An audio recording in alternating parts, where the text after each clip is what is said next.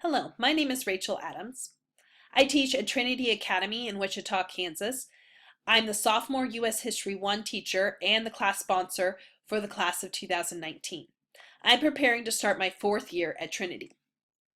I was excited to participate in the master's program through Baker. I selected the curriculum and instruction concentration. I felt it had deep roots in the work that I was doing every day, and it would provide personal and professional growth, which is important to me.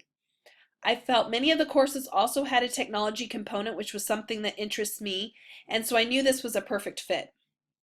Here are the courses that I selected for my concentration.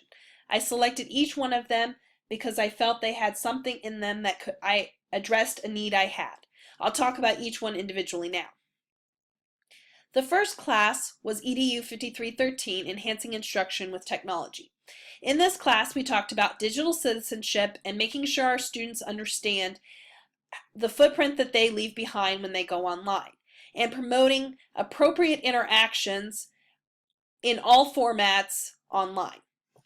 For the teacher, we talked about professional learning networks. This is a great way for us to network with other teachers. On the right, you see a picture chart I created to talk about the educators PLN and some information about this specific learning network. We also discussed research skills, how to promote the search for the correct types of sources and reliable sources, something that my students can use. For my concentration, this class helped me to see that curriculum instruction and technology really can all coexist together. Through the class, I learned new ways to present information and ways that I can incorporate into my instruction for students to represent their own learning. Application for this class came from the Create a Colony project. I had each of the group of students create a Prezi talking about their colony, and then they looked for students who were interested in moving there, and they presented the reasons why they wanted to live in that colony. The second class was 5506, Classroom Management and Student Engagement. The highlights for this class was a focus on building student and teacher relationships for the benefit of your instruction, and making sure that you're engaging students in the work because they know that you care about them. We looked at key classroom procedures that are important to have in place from day one, and all of these items came together for our final project of the classroom management plan. I felt as I looked at this class compared to my concentration, it was essential to get the most out of your instruction when you have great classroom management and student engagement. So curriculum instruction can be more effective with the good classroom management. I also applied things that I took away from this class. It is a new year, a new time to set up daily routines, classroom procedures, making sure they're putting more responsibility on my students to be in charge of their missing work, and continue to reflect on my management plan as I implement it. The next class was 5033, School Improvement in the 21st Century. This was focused on the transformational pedagogy model, which I'll talk about here in a moment. One of the aspects of the class was also to write a hard-to-teach article review project where I looked at articles about dyslexia and dysgraphia and looked for ways I could help my students with those specific learning needs. I also had the opportunity to create a Twitter diary where I followed educators and organizations through social media and learned many different aspects of the education field and how to improve on those. Our concentration being with curriculum instruction, it is important in that to focus on, with the transformational pedagogy model, also to focus on the learner. The learner is the center, surrounded by the transformational teacher in the roles that they play, and then also with the 3 goals in mind that we want our learners to make sure our learning promotes. The Hard to Teach project was a great way to apply what I'd taken from the class. Also, I can apply that in different situations to lots of different learners. And the Twitter diary I can still keeping active as I continue to connect with educators and look for articles about changes I can make to my classroom to improve it, and that's part of my goal setting for the next year.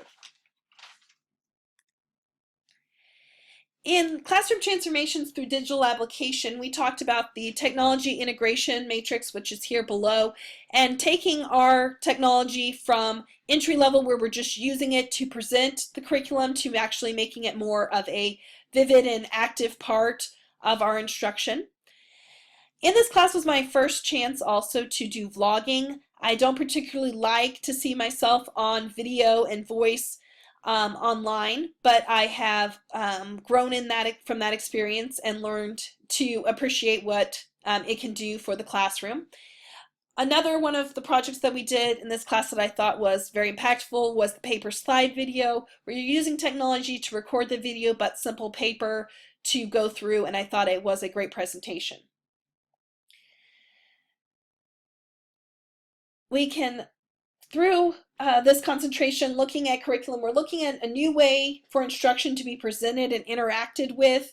As it's transforming the classroom, it can raise rigor and bring more technology emphasis into the classroom. The American Document series I made with my paper slide video is a project that I'm going to apply in my class and have my students do this year. They will create paper slide videos about several different American documents, including the Declaration of Independence, Bill of Rights, and Gettysburg Address, and work together to put that presentation together. I'm also looking to have them answer questions orally through videos that they can turn into me after they've completed. The next class, Google Tools for Educators, was definitely one of my favorites. I loved the collaborative capabilities that you have through Google Tools. And there's just so many things out there that you can through just your Gmail account.